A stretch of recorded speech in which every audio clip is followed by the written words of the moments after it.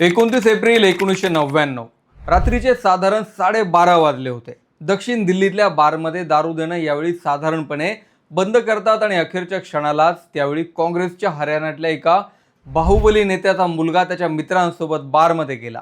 त्याने ₹1000 बारटेंडरच्या तोंडावर फेकले आणि दारू मागितली. बारटेंडरने सांगितलं, sorry sir, we are closed. Bartender एक मुलगी होती. तिने दारू द्यायला साफ नकार दिला. या सगळ्यात साधारण 1 वाजून गेला होता. पण खासदार पुत्राला दारू न देण्यावर संबंधित तरुणी ठाम राहिली.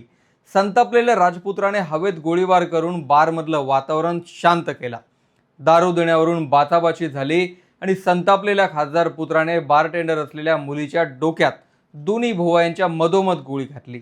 लोक रस्त्यावर उतरल्यानंतर अखेर त्याला अटक झाली. पण तुरुंगातून बाहेर आल्यानंतर या कैद्याने व्हिस्कीचा एक ब्रँड सुरू केला, जो 1 वर्षाच्या आतच एवढा लोकप्रिय झाला की भारतात स्कॉटलंड व्हिस्कीला या ब्रँडने टक्कर दिली. इंद्री नावाच्या ब्रँडची ही गोष्ट आहे, ज्यामागे एक रक्तरंजित थरार आहे आणि ज्या मुलीला गोळी लागली तिचं नाव होतं जेसिका लाल. ही तीच मॉडेल जिच्या हत्याकांडावर सिनेमा निघाला. जगभरात त्यावर डॉक्युमेंटरी बनल्या. पण ज्याने ही हत्या केली त्याने तुरुंगातून बाहेर येतात देशभरात प्रसिद्ध असा दारूचा ब्रँड बनवला. या ब्रँडचं नाव ठेवलं इंद्री आणि ईवर जो अनुस्वार दिला तो दक्षिण दिल्लीतल्या बारमधली रात्री 2 वाजता सुटलेली गोळी जेसिका लालच्या ज्या बिंदीवर लागली होती तीच बिंदी या ब्रँडच्या लोगोमध्येही घेतली. दारूसाठी जन्मठेप भोगून आलेल्या मनु शर्माची ही गोष्ट आहे. किमान 100 पेक्षा जास्त लोकांच्या समोर मनु शर्माने जेसिका लालची हत्या केल्यानंतर तो 2006ला निर्दोष सुटला आणि भारतीय न्यायव्यवस्थेवर प्रश्नचिन्ह उभं करणारं आंदोलन जेसिकाच्या बहिणीने सुरू केलं. या साथ देण्यासाठी हजारो तरुण आणि सामाजिक कार्यकर्ते रस्त्यावर उतरले.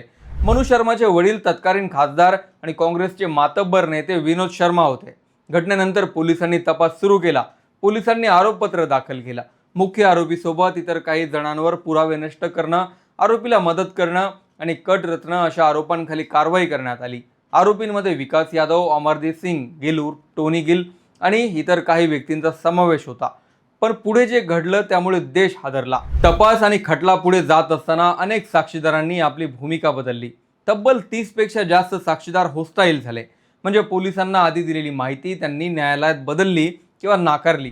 काही महत्त्वाच्या साक्षीदारांनी आम्ही काही पाहिलंच नाही असंही सांगितलं. एका महत्त्वाच्या साक्षीदारानं तर स्वतःला हिंदी येत नसल्याचं सांगून आधीच्या जबाबावर प्रश्न उपस्थित केला. फॉरेन्सिक पुरावे आणि तपास प्रक्रियेवरही प्रश्न निर्माण झाले. मनु शर्माच्या बापाने रातोरात सगळे साक्षीदार आणि तपास यंत्रणा विकत घेतल्या होत्या. पण नंतर एका स्टिंग ऑपरेशनमध्ये काही साक्षीदारांवर दबाव टाकून पैसे दिल्याचे व्हिडिओ समोर आले.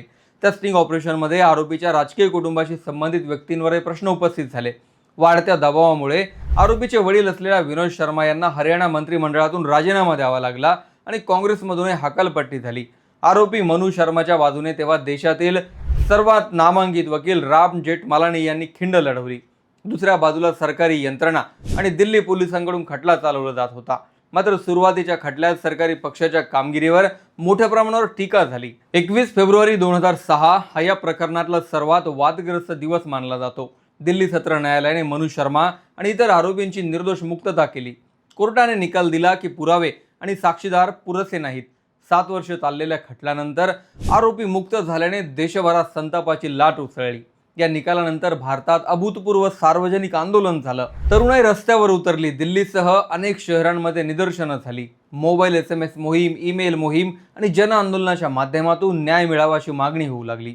त्या काळात सोशल मीडिया आजच्यासारखा फार विकसित नव्हता, पण तरीही लोकांनी मोठ्या प्रमाणावर संघटित होऊन आवाज उठवला.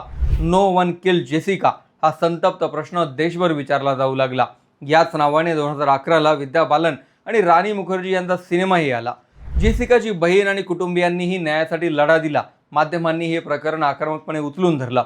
वृत्तवाहिन्यांनी तपासातल्या त्रुटी, बदललेले साक्षीदार आणि प्रभावशाली व्यक्तींची भूमिका यावर सातत्याने बातम्या दिल्या.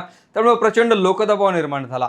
यानंतर दिल्ली पोलिसांनी उच्च न्यायालयात अपील दाखल केला. दिल्ली हायकोर्टाने या प्रकरणाची जलद गतीने सुनावणी केली. सलग 25 दिवस सलग सुनावणी घेण्यात आली. पुराव्यांची पुन्हा पडताळणी झाली. न्यायालयाने खालच्या न्यायालयाच्या निर्णयावर कठोर निरीक्षणं नोंदवली. काही साक्षीदारांच्या बदललेल्या भूमिकेवर प्रश्न उपस्थित करण्यात आले. तपासातल्या त्रुटी आणि साक्षीदारांच्या वर्तनाचं बारकाईने परीक्षण करण्यात आलं. 15 डिसेंबर 2006 रोजी दिल्ली उच्च न्यायालयाने ऐतिहासिक निर्णय दिला आणि मनु शर्मा दोषी असल्याचं निष्पन्न झालं. खालच्या न्यायालयाचा निकाल बदलला गेला. 20 डिसेंबर 2006 रोजी मनु शर्माला जन्मठेपेची शिक्षा झाली. त्याच्यासोबत पुरावे नष्ट करण्याच्या आरोपाखाली इतर आरोपींनाही शिक्षा झाली. मात्र मृत्यूदंडाची मागणी न्यायालयाने फेटाळली. हा गुन्हा गंभीर असला तरी तो पूर्वनियोजित हत्येच्या स्वरूपात सिद्ध होत नसल्याचं न्यायालयाने नमूद केलं. या काळात शिक्षा सुनावण्याच्या आधीच म्हणजे 2004 सालीच काँग्रेसने परत मनु शर्माच्या बापाला पक्षात घेतलं होतं आणि तो आमदारही झाला होता. मनु शर्माची रवानगी दिल्लीच्या तिहार जेलमध्ये करण्यात आली, पण त्याला वारंवार पॅरोल मिळत राहिला. 2009 मध्ये आई आजारी असल्याचं सांगून मनु शर्माने पॅरोल घेतला, पण तो एका बारमध्ये पार्टी करत असतानाचे व्हिडिओ समोर आले. या काळात त्याने तुरुंगात राहूनच शिक्षण पूर्ण केलं आणि पदव्याही घेतल्या. 2020 मध्ये दिल्लीच्या उपराज्यपालांनी मनु शर्माची वर्तवणूक तुरुंगात चांगली असल्याचं सांगून त्याची उर्वरित शिक्षा माफ केली आणि तो तुरुंगातून सही सलामत बाहेर आला. याच काळात मनु शर्माची आई शक्ती राणी देवी हरियाणातून भाजपची आमदार बनली. मनु शर्माचं सगळं कुटुंब भाजपच्या सत्तेच्या सावलीला गेलं. बाहेर आल्यानंतर मनु शर्माने स्वतःला सिद्धार्थ वशिष्ठ असं नाव दिलं. जो मनु शर्मा दारूच्या वादावरून हत्या करून तुरुंगात गेला, त्याने बाहेर आल्यानंतर वडिलोपार्जित व्यवसाय सांभाळायचं ठरवलं. खरं तर मनु शर्मा पॅरोलवर बाहेर येत होता तेव्हा त्याने एका प्रोजेक्टवर काम सुरू केलं होतं आणि त्याचं नाव होतं इंद्री. अशी व्हिस्की जी सिंगल मॉल्ट असेल आणि भारतीय बनावटीचा एक आगळा वेगळा नमुना तयार होईल. इंद्री हे खरं तर गावाचं नाव आहे, पण ईवर जो अनुस्वार दिला तो जेसिका लालच्या कपाळावर जी टिकली असायची त्याची आठवण करून देणारा आहे असं सांगितलं जातं. मनु शर्माच्या कुटुंबाचा मद्यनिर्मिती उद्योगाशी संबंध आधीपासूनच होता. त्याच्या कुटुंबाची पिकाडिली ॲग्रो इंडस्ट्रीज ही कंपनी हरियाणामध्ये साखर आणि डिस्टिलरी व्यवसायात गेल्या अनेक वर्षांपासून आहे. तुरुंगातून बाहेर आल्यानंतर सिद्धार्थ शर्मा कुटुंबाच्या उद्योगात उतरला. त्यानंतर कंपनीने भारतीय प्रीमियम सिंगल मॉल्ट सेगमेंटमध्ये एंट्री करायचं ठरवलं आणि त्यातून इंद्री या ब्रँडची संकल्पना पुढे आली. हा ब्रँड हरियाणातील कर्नाल जिल्ह्यातील इंद्री गावाचं नाव घेऊन तयार करण्यात आल्याचं अधिकृतपणे सांगण्यात आलंय. ब्रँड अधिकृतपणे 2021-22च्या काळात बाजारात आणण्यात आला. Trini the three wood whisky इंद्रीची सर्वात मोठी ओळख ठरली. ही single malt, ex bourbon, French wine आणि पेड्रो शेमिनेजी शेरी कॅस्क या 3 वेगळ्या प्रकारच्या कॅस्कमध्ये तयार केली जाते. भारतीय हवामानात जलद परिपक्व होणाऱ्या मॉल्टच्या वैशिष्ट्यांचा वापर करून कंपनीने भारतीय सिंगल मॉल्ट जागतिक दर्जाचे असू शकते हे दाखवून दिलं. ब्रँडला आंतरराष्ट्रीय पुरस्कारांमुळे वेग मिळाला.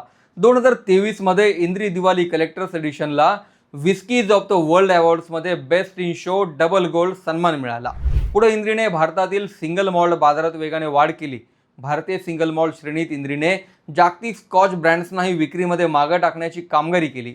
कंपनीने अमेरिका, ब्रिटन, ऑस्ट्रेलिया आणि इतर बाजारांमध्ये विस्तार केला. भारतीय व्हिस्की जागतिक स्तरावर एक वेगळी ओळख निर्माण करू शकते हे ब्रँडने दाखवून दिलं. मात्र याच ठिकाणी एक वादही सुरू झाला, कारण अनेकांना एक मोठी विसंगती जाणवू लागली. ज्या व्यक्तीला जेसिका लाल हत्या प्रकरणात दोषी ठरवण्यात आलं, शिवाय दारू न दिल्यामुळे हत्या केल्याचं सिद्धही झालं, त्याच व्यक्तीचा संबंध पुढे व्हिस्की उद्योगातील एका सर्वात मोठ्या ब्रँडशी जोडला जाऊ लागला. अनेकांनी नैतिक प्रश्न उपस्थित केले, पण काही ग्राहकांनी सार्वजनिकरित्या या ब्रँडवर बहिष्कार घालण्याची भूमिका केली. तर काहींचं मत होतं की शिक्षा भोगल्यानंतर एखाद्या व्यक्तीला पुनर्वसनाची संधी मिळायला हवी. आंतरराष्ट्रीय स्तरावर टीका झाली. विशेषतः स्कॉटलंडमध्ये पिकाडिली समूहाशी संबंधित विस्तार योजनांदरम्यान काही स्थानिक राजकीय नेते आणि उद्योग क्षेत्रातील लोकांनी मनु शर्माच्या भूतकाळाचा मुद्दा उपस्थित केला. त्याशी नावाशी जोडल्या गेलेल्या जुन्या गुन्हेगारी प्रकरणांमुळे कंपनीच्या विस्तारावर प्रश्नचिन्ह उपस्थित करण्यात आलं. आंतरराष्ट्रीय स्तरावर व्यवसाय वाढवण्यासाठी मनु शर्माला अडचणी सुरू झाल्या असल्या तरी इंद्रीने भारतात जी लोकप्रियता मिळवली ती अफाट होती.